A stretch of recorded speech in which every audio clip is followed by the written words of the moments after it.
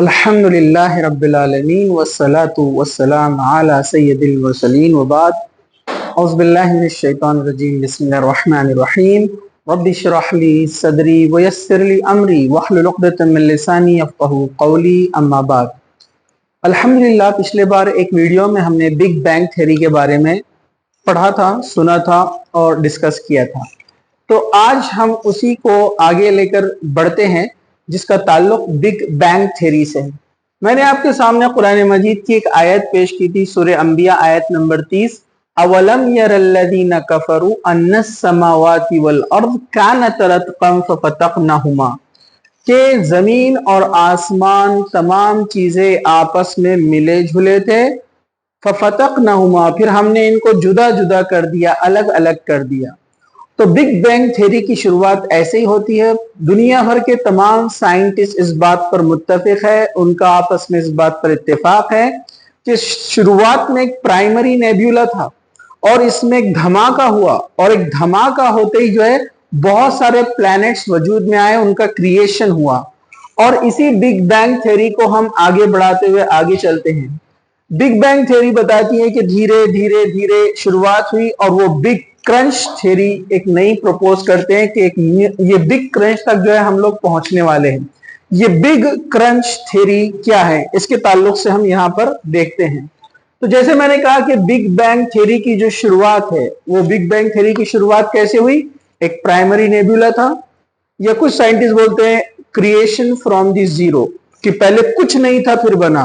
और वाकई में अल्लाह इस पर कादिर है कि कुछ चीज ना हो उससे वो किसी चीज को पैदा करे। तो बिग क्रंच थ्योरी ये क्या कहती है?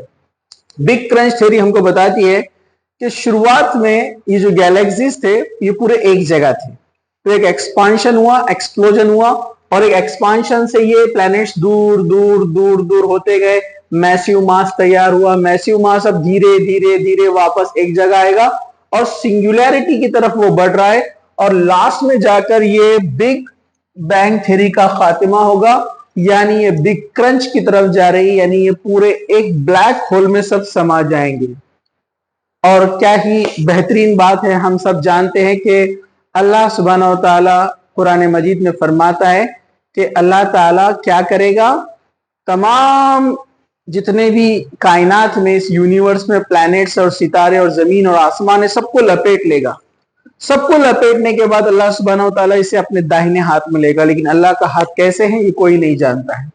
तो ये गैब पे ईमान हमारा है और हम इस पर यकीन रखते हैं।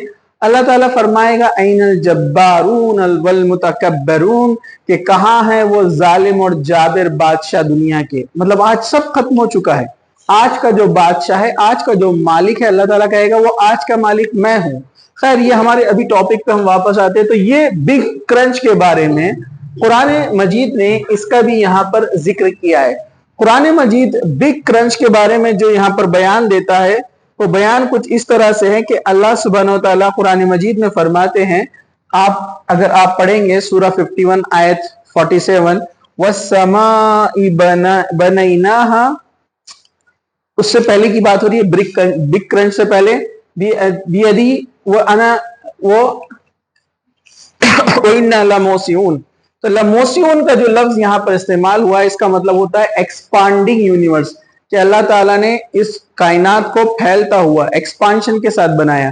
तो जैसे हमने देखा बिग बैंग थ्योरी की शुरुआत हुई, बिग बैंग थ्योरी की शुरुआत हुई, जितने भी प्लैनेट्स थे ये सब अलग अलग हो गए, जुदा जुदा हो गए, और इनमें ये एक्सपांशन हुआ।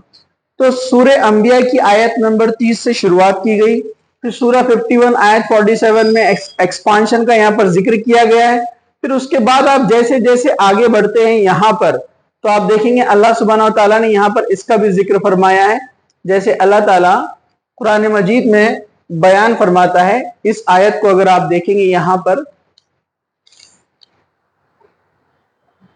अल्लाह सुब्हानहू व तआला फरमाता है, यौम नतविस समाई कतयिस्सिजिल्लिल कुतुब कमा बदाना अव्वल खल्कन नुईदु वअदन अलैना अन्ना इन्ना कुन्ना फाइलीन। उस दिन जब हम आसमान को इस तरह लपेट देंगे जैसे कागजों के तोमार में एक दूसरे को लपेट दिया जाता है। कागज کو जिस तरह से हम क्रंच करके एक दूसरे में लपेटते हैं, तो उसी तरीके से तमाम प्लैनेट्स को लपेट लिया जाएगा।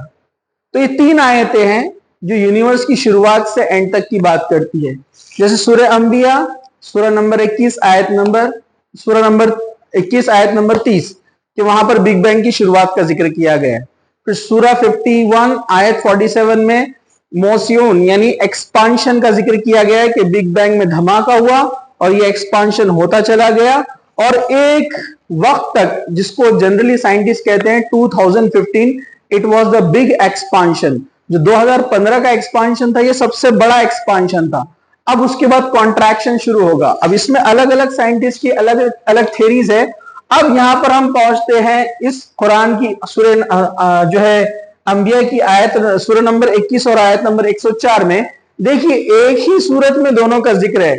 बिग बैंग जो कि धमाका हुआ, एक्सपांशन हुआ, बैंग हुआ, ये आयत नंबर कहां पर हमने देखा 30 में। फिर अल्लाह ताला ने और भी निशानियों का जिक्र किया कि हमने तमाम कायनात को, इंसानों को पानी से पैदा किया और बहुत सारी चीजों की निशानियां दी। अल्लाह ताला ने अहकामात बयान किए। अब जब अल्लाह सुब्हानहू व तआला पहुंचा इस सूरह जो है कुरान मजीद की सूरह अंबिया की आयत नंबर 104 में, अब यहां पर इस कायनात के खत्म होने का जिक्र किया जा रहा है कि जो कुछ अल्लाह सुब्हानहू व तआला ने तख्लीक की है एक दिन सब का सब यहां पर खत्म होने वाला है। उसको यहां पर अल्लाह सुब्हानहू व तआला ने बयान किया है कि हम इन सबको क्या करेंगे, जिस तरह कागज आपस में लपेट लिए जाते हैं इस तरह से हम इनको पूरा लपेट लेंगे। और जो बिग क्रंच थ्योरी है वो ये कहती है कि जितने भी प्लैनेट्स है, उसको डार्क एनर्जी का नाम देते हैं, कि जितने भी प्लैनेट्स है इनमें जब एक्सपांशन हुआ, धमाका हुआ, तो ये एनर्जी के साथ निकले। अब धीरे धीरे इनमें ये एनर्जी कम हो रही है तो वो एनर्जी कलेक्ट करने के लिए एक दूसरे के नजदीक आ रहे हैं। जब वो एक दूसरे के नजदीक आएंगे तो एक वक्त ऐसा आएगा कि ये सारे प्लैनेट एक जगह मिल जाएंगे, जिसको साइंटिस्ट कहते हैं ये ब्लैक होल में समा जाएंगे। और इस वक्त पूरे यूनिवर्स का खात्मा यानी जो है विनाश यानी जो है एंड हो जाएगा। इसमें एक बात है, अल्लाह ताला ने कुरान में एक जगह फरमाया कि कयामत जब कायम होगी, जब कयामत आएंगी तो चांद को ले जाकर सूरज में मार दिया जाएगा, चांद सूरज में जाकर समा जाएगा। इसको बहुत दिनों तक हम बात को समझ नहीं सके थे, लेकिन बिग क्रंच थ्योरी हमको ये समझाती है कि बिग क्रंच में क्या होने वाला है, पूरे प्लैनेट्स और जितने भी स्टार्स है वो नजदीक आने वाले हैं, क्योंकि एनर्जी खत्म हो रही है। एनर्जी लेने के लिए जमीन भी सूरज के पास जा रही है और डेफिनेटली जमीन के अतराफ कौन घूम रहा है, चांद। चांद जो है ये ऑर्बिट में घूम रहा है अतराफ में, अराउंड दी अर्थ। ठीक है, जब ये एनर्जी लेने के लिए डार्क एनर्जी का जो डिस्कशन आया है कि वो जब नजदीक जा रहा है, तो डेफिनेटली जब सूरज और जमीन बहुत नजदीक आ जाएंगे तो जो मून की ऑर्बिट के बीच में सूरज आएगा तो मून उसके अंदर जाकर जो है समा जाएगा, उसमें मिक्स हो जाएगा। इस बात को भी कुरान ने जो है जिक्र किया है। इस तरह अल्लाह के रसूल सल्लल्लाहु अलैहि वसल्लम ने भी फरमाया कयामत से पहले जो सूरज है जमीन के बहुत करीब आ जाएगा। बिग क्रंच उसको भी एक्सप्लेन करता है।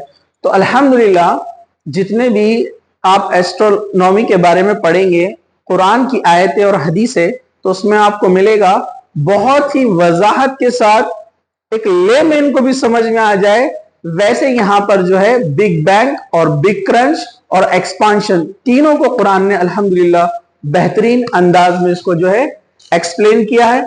और ये बिग क्रंच का जो एक छोटा सा खाका, एक छोटा सा एक्सप्लेनेशन जो साइंटिस्ट बताते हैं कि इस तरह से बिग बैंग एक हुआ, एक्सपांशन प्लैनेट्स का हुआ, प्लैनेट्स गैलेक्सीज बनते गए, दूर जाते गए और एक टाइम आएगा सब जाकर मिल जाएंगे। तो अल्हम्दुलिल्लाह सूरह अंबिया सूरह नंबर 21 आयत नंबर 30, सूरह 57 आयत नंबर 47 और सूरह अंबिया सूरह नंबर 21 और आयत नंबर जो है 104 ये पूरा एक्सप्लेनेशन दे रहा है big bang to big crunch.